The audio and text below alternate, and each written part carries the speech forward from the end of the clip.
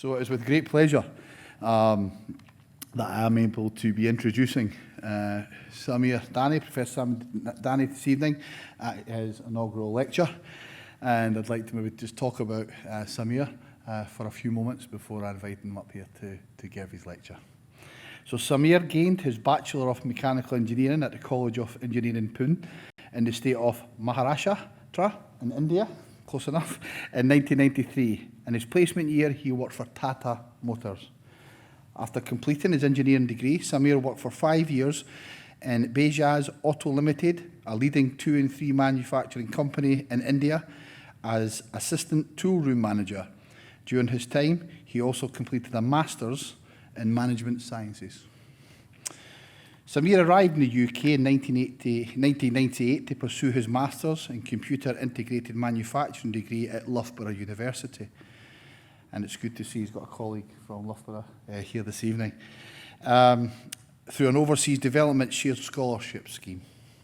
After his master's degree, Samir worked as a research associate on an EPSRC project and pursued a part-time PhD at the Wilson School of Mechanical and Manufacturing at Loughborough University, where he successfully completed that in 2004. In 2005, he joined the Wilson School of Mechanical and Manufacturing as a lecturer in manufacturing organisation, followed by a promotion to senior lecturer in operations management at the School of Business and Economics at Loughborough University in 2008. He joined as a Professor of Logistics and Supply Chain Management at the University of Huddersfield in 2014, where Samir was Head of Department, the Logistics, Marketing, Hospitality and Analytics, which was a very large department at Huddersfield between 2014 and 2019. Samir joined Keele Business School in June 2020 as Head of MMO Group and Professor of Operations Management. He has since worked as the Deputy Director of the school and Interim Director of the school, and I have great pleasure to say he is my Deputy Director of the school at the moment. He's a fantastic colleague. Samir also does quite a bit outside the school, and he's Deputy Director of the Digital Society Institute at Keele University. And we're all very excited about the direction that's happening, especially in the IC7 about to be launched. Samir's research interests include supply chain and logistics management, specifically around risk, resilience, digital transformation and sustainability, food supply chains and logistics, technology and business models. His book, Food Supply Chains and Logistics, From the Farm to Fork, received the, can't believe he's put French in here for me to try and read, the Prix d'Associations Award at the 12th Annual Procurement Plume des Achats Award in Paris in 2015. He has received research funding from the EPSRC, IMCRC, KTP, LEPs and funding from Engineer Doc, funding for Engineer Doc and PhD students. He was voted in the UK's top 100 logistic professionals in 2017 and 18 and 2016-17 by SHD Logistics. He is currently Chair of Staffordshire Branch of Chartered Institute of Logistics and Transport. Now, Samir works closely with industry for research and education and engages with the Confederation of Indian Industry and the Consulate General of India in Birmingham to promote his research and ties with India. Today, Samir will showcase glimpses of his interdisciplinary academic research from the past 18 years with a focus that will rest of the talk will discuss how the future of supply chains can be managed. He will present this through 3 perspectives that are risk, sustainability and digitalization. Without further ado, it's my great pleasure to introduce Professor Samir Dani. Thank you. Thank you.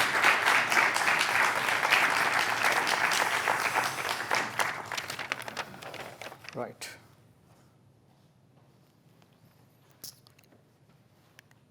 Okay, so just before we begin, and instead of doing it at the end, I'll start with the thank yous right now. So thank you to the Vice Chancellor's Office, Mark's here, for the opportunity as an inaugural, so I've been a professor for some time, but I've never had the chance for the inaugural, so it's great that I'm doing my first inaugural today. Thank you to all of you for coming here. It's 6 o'clock in the evening, and you're giving up your time to come and listen to me, so that's great.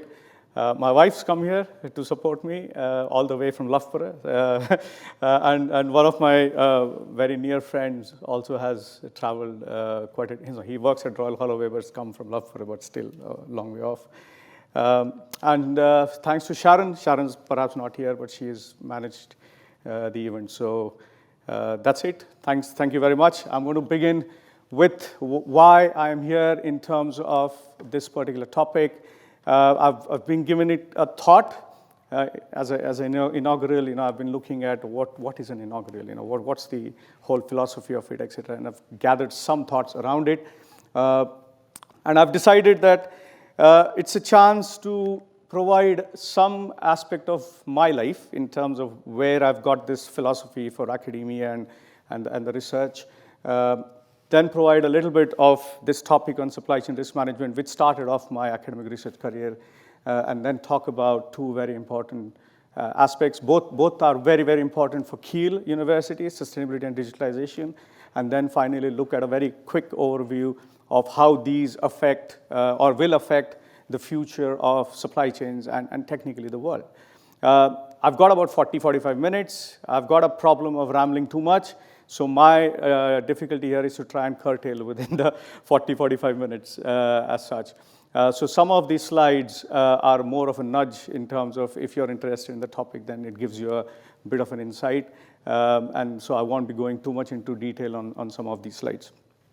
So quick overview. Scott's given information about me, a bit of a bio. Just wanted to flag a couple of things. He talked about so I did a bachelor's in mechanical engineering, and why I wanted to put up this slide was to showcase that aspect of interdisciplinarity that I have within my teaching, within my research. So I did mechanical engineering. I worked as a manufacturing engineer in a company in India that manufactures auto rickshaws, or tuk-tuks, if you want to call it that way.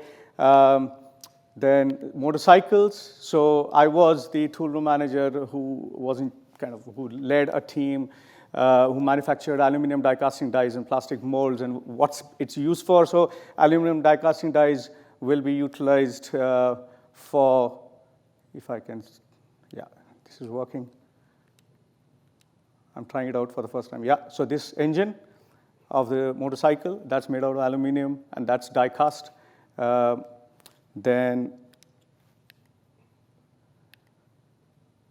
again, the plastic body for this motorcycle, all of this comes out of plastic molds. So we're manufacturing the molds for these parts. And that's what like die looks like. This is one of the aluminum die casting dies. So we used to do the machining on computer numerical controlled machines. That was a 5-year stint. And then, of course, I came to Loughborough to do a master's. And then my academic mentor, my guide, Professor Neil Burns, took me on to the kind of journey, first academic journey as a research associate. So I want to name 3 people who've kind of been responsible for certain positions in my academic career in that sense. So he was with me those years from a research associate, and then I joined as a lecturer within the Wilson School, and that was Professor Steve Rothberg, who then gave me the first stint as an academician, starting as a lecturer. And then up to the first professorial position at Huddersfield, that was Professor Chris Cowton, who perhaps took a bet on me at that time and provided me that fillip. So it seems like who wants to be a millionaire as you're going up those ranks, within that career. So just wanted to mention that because it's the inaugural, so it's important. I originate from a city called Pune in the state of Maharashtra in India, which is one of the largest cities in India for education and for industrialization. So it's a very, very important city within India. It's, if you want to figure out, it's southeast of Mumbai, 560 meters above sea level. And that's where, I was in Pune for almost 28 years of my life, and then I've been in Loughborough in the UK since then. So very, very important aspects. So just to give you that interdisciplinarity, my PhD was in engineering. Mechanical engineering was a part of that manufacturing engineering setup, but I utilized psychological theory. So I was using psychology as an aspect of studying buyer-supplier games that's these suppliers and buyers played with each other within supply chain transactions.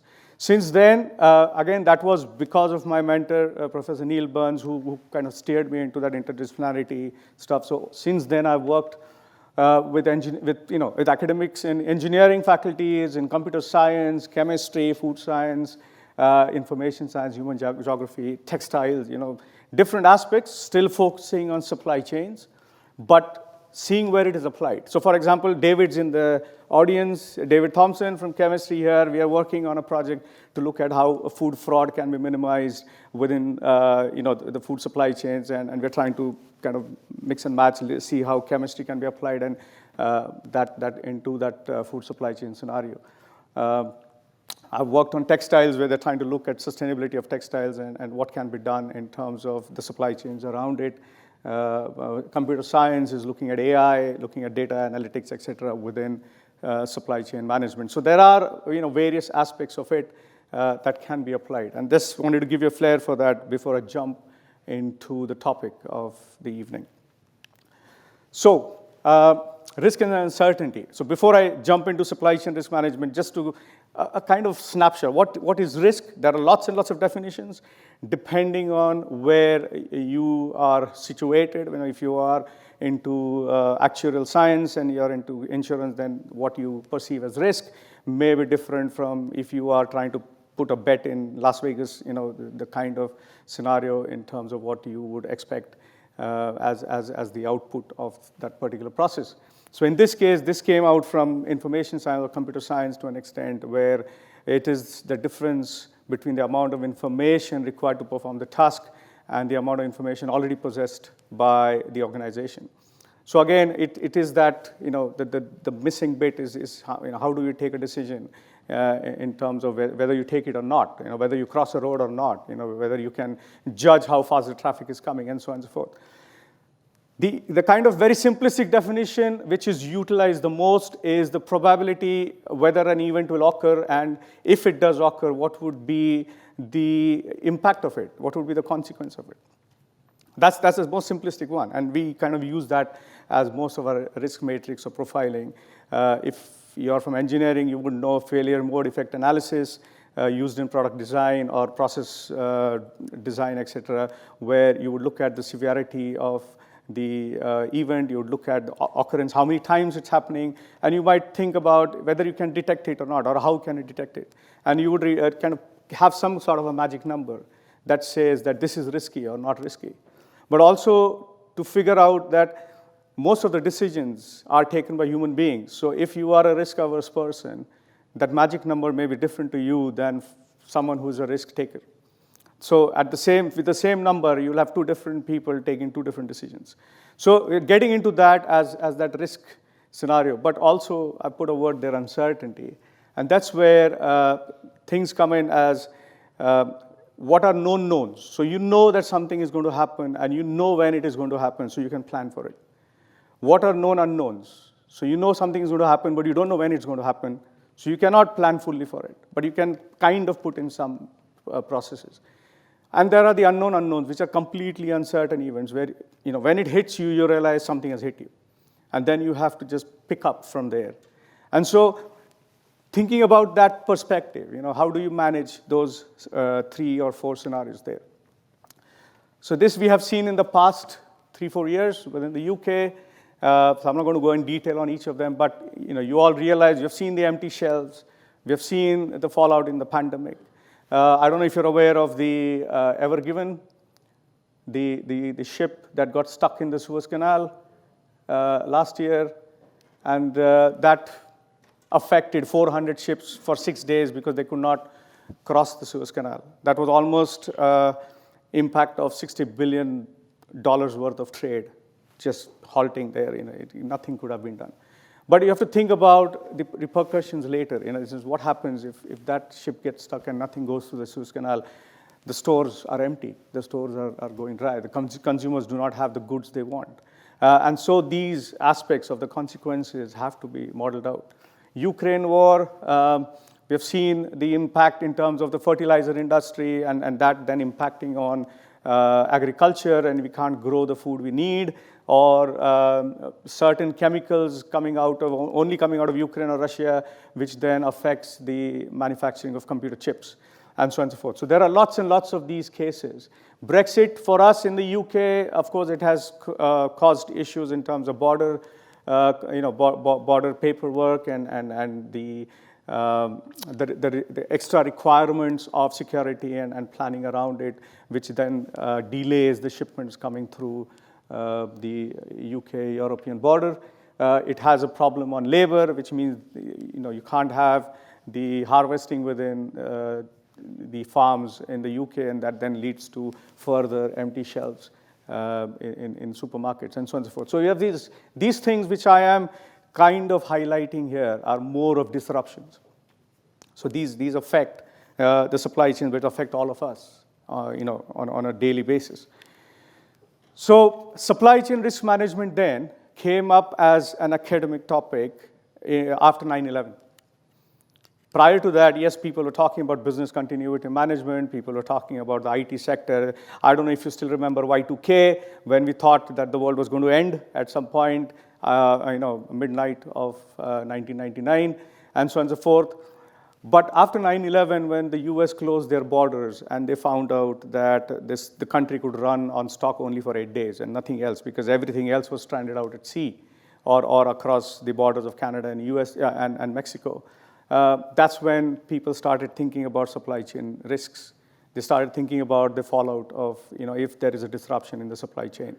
And there's so for the last 20 years, there's been a massive academic undertaking in terms of this subject, and it has developed, and it's exponentially grown. But this was one of the first models that came out from Cranfield in 2005, which started then highlighting that you can't just look at a supply chain as one entity. You have all these different entities within that supply chain, from a raw material provider to the final consumer or the supermarket. And you have all these different positions in that supply chain, which is helping move or create value for the raw material up to what the consumer requires. And then the supply chain manager has to make sure that there is inventory at all those points in that chain, so that finally we get what we want in terms of the stores. So they said you have to think about the risks at that value chain level, at the processing level. Then you might have to think about the risks at the asset level. What if the factory burns down? What if the lorry carrying the stuff meets with an accident? So what are the risks associated with the assets? Then one level down is the risk associated with those power dependencies. What if a supplier goes down completely, is bankrupt, stops working? So when the rover as the UK manufacturer went bankrupt or stopped, 800 suppliers went down with it, because they didn't have any source or a purchasing source anymore. So what are those dependencies in terms of those contractual relationships? And finally, environment. So as we all see, as the climate change influences the environmental change, and we've got more hurricanes, and we've got more droughts and more floods and stuff, that's going to affect the movement of goods from the raw material to the consumer, which is a supply chain disruption, which eventually, if you look at it, is a supply chain risk. So this is one of those models. There are lots and lots of models. I have my own model in my book, which is related to food supply chain specifically. But this is just one of those ad hoc things that came up. It's very interesting, because it then starts showing you the causes, what can go wrong. And if something does go wrong, or what is the cause of that? So if you look at environment, then that may have an impact in terms of weather patterns or earthquakes or something like that, which will then have an impact in terms of, the supplier does not have the stock, or the shipments have stopped, or something like that. But eventually, what we're looking at is this. With that disruption, of course, we as consumers will have issues in terms of not getting what we want, as we see, when KFC had a logistics problem. Suddenly there were people crying on the television that they couldn't get their fried chicken. But that is, that's the consumer side of things. And then the second one is this bit, which are the other impacts where you have a reputation loss. So as soon as Apple declares that one of the factories is facing a problem, then suddenly the market share goes down because the iPhones are not going to come into the market, and so on and so forth. So disruption then doesn't always have to be in terms of the supermarket shelves, but it could be other things happening within that supply chain. So what's the generic model? We all do this as I said, when we're trying to cross the road, we're looking at what's the risk, we identify the risk, we assess the risk, we assess the intensity, and then we take a mitigation strategy. Do I cross or do I not cross? And we are all continuously monitoring that. But once the risk happens, you need a contingency plan. And you need a contingency plan because you want to handle that event. So if you have an unknown, if you don't know exactly what's going to happen, then you cannot handle that event. You have to just react. You pick up the pieces. The longer you take to pick up the pieces, the larger the disruption, the more the loss, the more the turmoil behind it. But if you have the known unknown scenario, you could create certain contingency planning, which then helps in terms of managing that event better. So one of my PhD students who's not here, he's going to come, his PhD, we were working with BAE Systems and we're looking at their product development process and the project management behind it. And we were looking at this aspect of supply chain risk management and whether there is a way to manage the aspect better. So we came up, in that sense, we came up with this risk trending scenario. What's the trend in terms of the various risks happening and the sensitivity analysis? How do we analyze things? So it's not that we have only one criteria that's the cause for a risk. There may be 5 or 6 different criteria happening at the same time. So out of part of this research, what we had was, we created a series of, say, 6 criteria, and then we started modeling it using systems thinking, system modeling. What if we turn 2 taps, and open 4 taps? What kind of stuff will come out? What if all the taps are open? So if all criteria are affecting the supply chain, what would be the risk potential? What if 5 are not working, only 1 is working? What would they? So we were playing around with that to figure out, because then that impacts on the risk mitigation strategies. So out here, so you can, if you know what it is, you can try and either avoid the risk, not do it, not do the process, or you can postpone it. Let's not do it now, let's do it later. Perhaps the risk will die down. Or you can speculate. You can think that something else will happen, or you can aim for something else. You can hedge, you can buy an insurance. Doesn't matter if it happens, I'll buy an insurance, I'll get paid for it if something goes wrong. You can control it, you can keep monitoring it, you can keep a watch over it. You can share the risk with a supply chain entity. You say, I pick up 50% of the problem, you pick up 50% of the problem. You can do that. Or you can transfer it completely. So if you are a powerful entity in the supply chain, you say, I'm not going to carry this risk. Let someone else carry it. I'll push it down, or I'll push it up the supply chain. So there are ways and means of trying to manage these supply chain risks. So prior to that, I was looking at certain other risk management techniques, and it was just around 2008 where we started looking at data systems and a bit of machine learning. And this is what I had come out with at that time, where we were trying to look at predictive modeling. And this came out of a project I was doing with Bombardier Train Transportation, where they were looking at predictive maintenance techniques. How can we gather data and use a bit of machine learning, et cetera, to try and predict where a system is going to fail, or where the doors of the train, of that carriage are going to fail, and things like that. So out of that, we started thinking about, can we collect this data that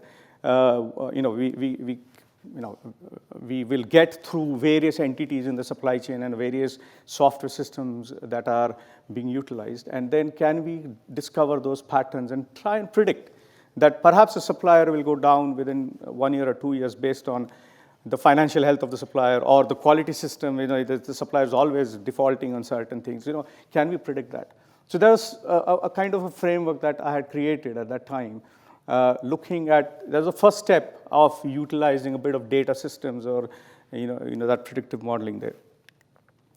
So in terms of just giving you that snapshot of where different supply chain entities work together or sometimes against each other in that sense, there are these other factors. So as we start looking out, and perhaps with the pandemic, we have started looking out more in terms of what's happening in the world. I know there are lots of factors, but I've laid out these factors here that I think are going to be affecting the future. And affecting the future in terms of industry, personally, as well as supply chains. Now, if you look at, say, in the center, I've put sustainability, and here digital transformation. This is what I'm going to talk about for the next 20 minutes. But if you look at energy systems, we've all faced energy problems in the last 2 years. Prior to the Ukraine war, we had issues with non-availability of drivers who could ferry the fuel from the refineries to our forecourts. There was a big issue with that around November 21. Then we're looking at net zero requirements. We're trying to go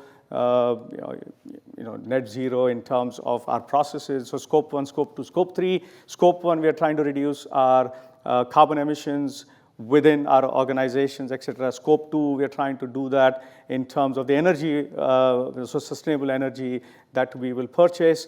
And scope 3 is what we are stuck, which is the supply chains. We cannot, at the moment, control those, and that's what I'm going to talk about later. And then the aspect of climate change and disasters, of course, all of that then increases the requirement to start managing net zero energy and sustainability a lot more.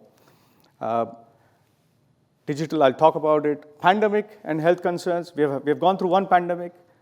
This pandemic was very different. So it was not a pandemic per se, but SARS was, SARS propagated in 2008, which followed by MERS.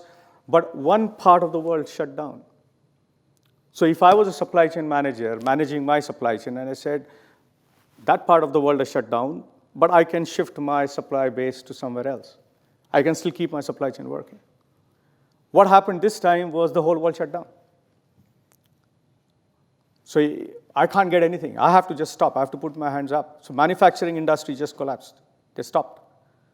Only the parts where we needed, like food, or we needed ventilators, or we needed, PPE stuff, or we needed hand gel for that matter.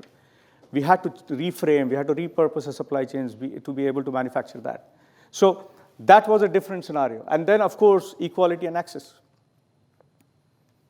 That's already there. That's already there in the discussion. But how is it going to affect our supply chains? So I won't touch on that today to that extent, but I might just push it in a little bit towards the end. So I'm not sure how many of you've seen this, but this is called the circular economy model by the Ellen MacArthur Foundation. Again, there are different proponents of circular economy. Different people across the world or different organizations have their own idea of what, or thought process about what circular economy is. Some believe it is, circular economy means that you are reusing, you are recycling, you are repurposing things. Some people feel the circular economy means, for example, that you design products that does not cause pollution in the first place. Why should we think about the reverse chain of reusing or recycling? We should try and reduce it going into that stage at the first place itself. So in this case, here you've got two flows. This is your material flow. So your raw material coming out from the mines is being manufactured through different stages, comes to to the consumer. Previously, the consumer would use it and then throw it away. Now we are thinking about, hey, can I share it with somebody so that we can increase the longevity of that, or we can do some repairs or maintenance, or we can reuse or redistribute it, or we can refurbish. Now, we could repurpose it, so we could dismantle it completely and take out each and every component and push it back into the forward chain. Now, for me, this is the supply chain again. This is what's missing at the moment because, yeah, we might think about it. It's great. I can dismantle it, but there is no absolute chain that will push it back into the, some companies may do it, but if you want to do it across the board, then we really need to think about that. Now, where the supply chain risk comes in now is some of the organizations, some of the bigger entities in the supply chain are already asking their suppliers that we will not take your supply unless you have 30% of recycled stuff within that supply chain. So that's a risk. If the chain cannot do that, if you cannot create a chain where you can get that 30% in, then you've lost it. But this is now. What if in the future they say 80%? So there's going to be a problem where if you cannot manage that properly, it will cause further supply chain risks. Same here, this is your biological side. This is where you're getting, say, for example, food products. So you've got your grain, and grains coming down, getting into bread, et cetera, et cetera. We've got a loaf of bread in the house. If you have not utilized it, it goes off because biological products will go off.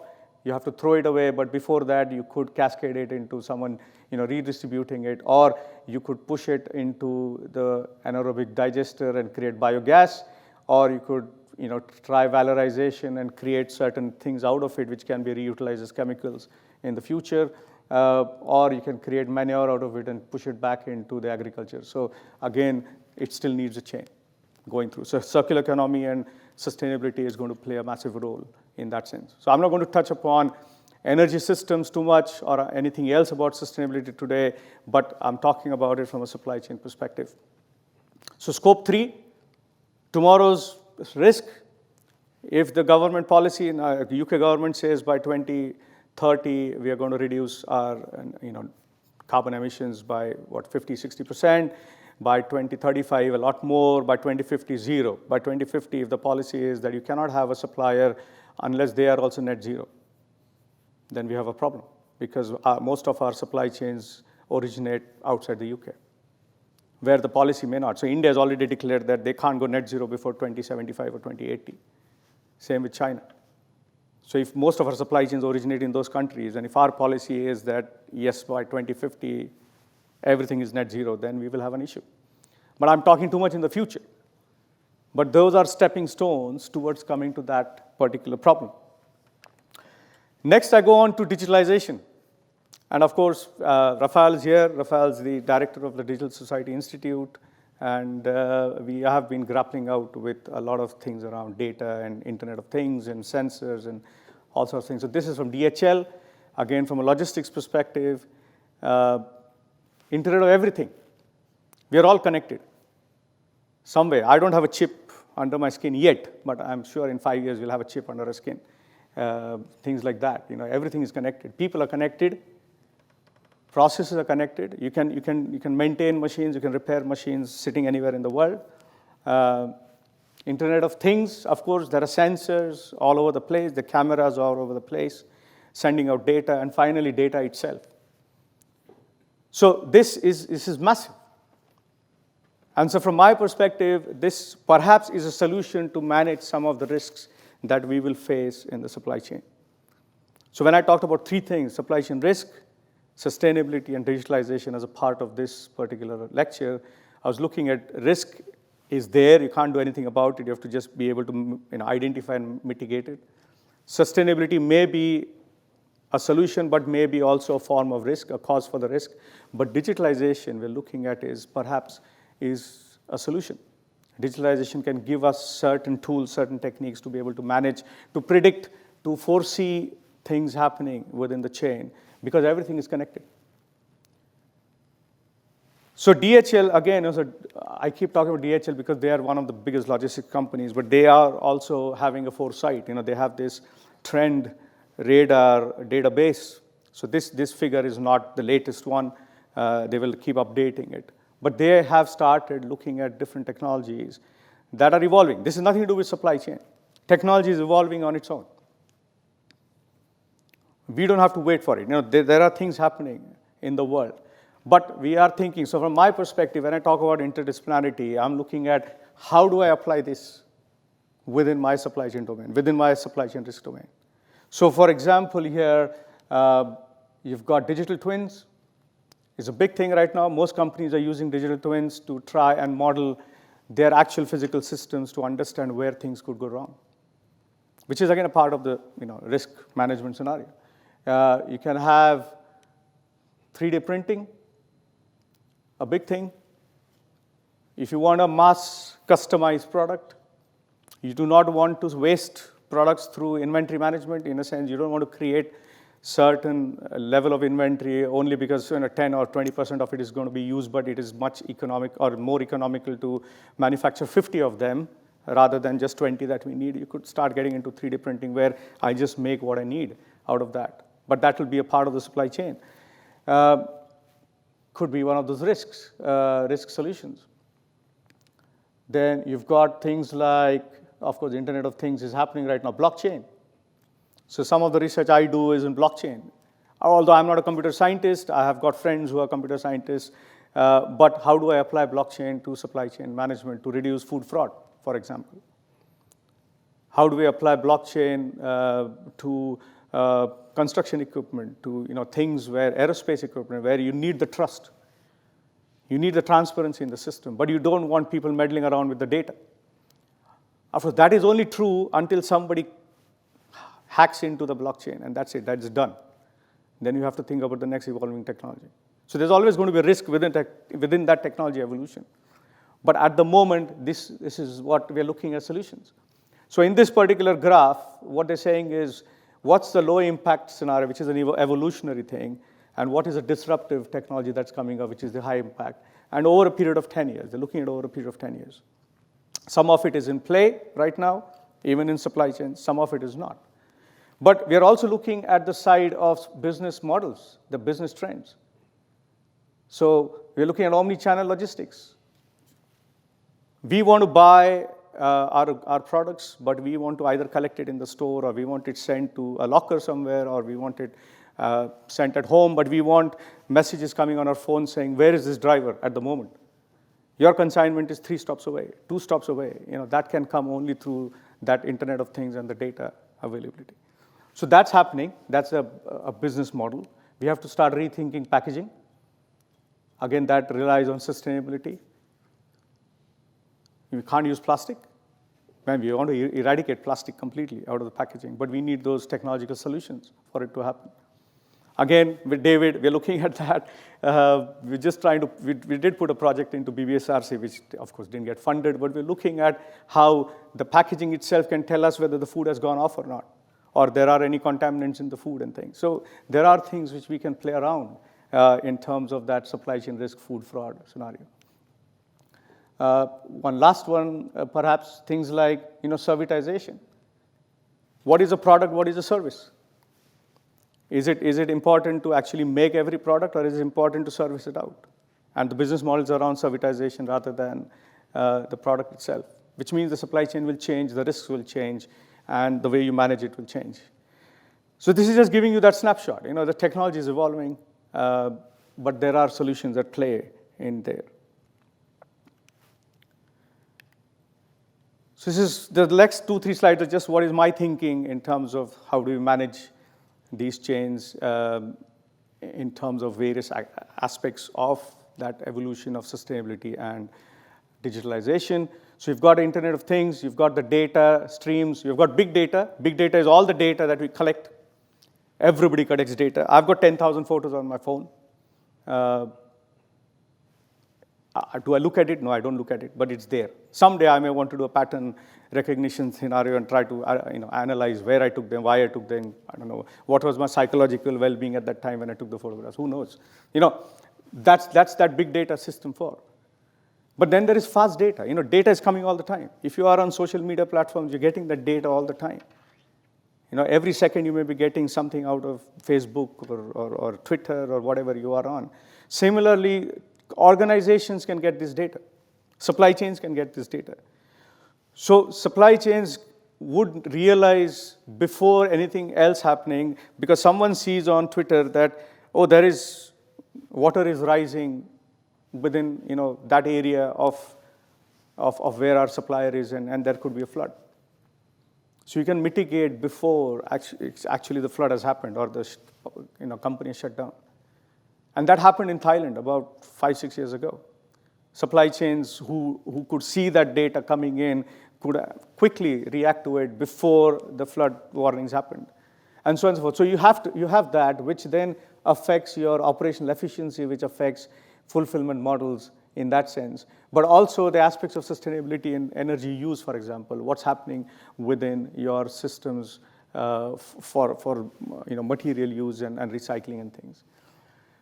And then I've just put there with transparency, all of that needs transparency, which needs visibility, needs trust, because the data needs to be trustworthy. It's garbage in, garbage out. If your data is garbage, you'll get garbage models coming or garbage results coming out. So blockchain now is touted as one of the things which would provide that kind of trustworthiness to it.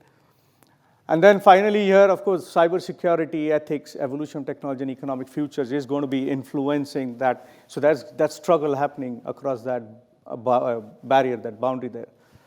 But for me, AI is already creeping up. We all know about ChatGPT, and we all know about these new models that are coming, and it's revolutionizing stuff. So AI is going to affect. Net zero is going to affect that bubble there. Supply chain relationships, network design, and finally, equality, diversity, and inclusion.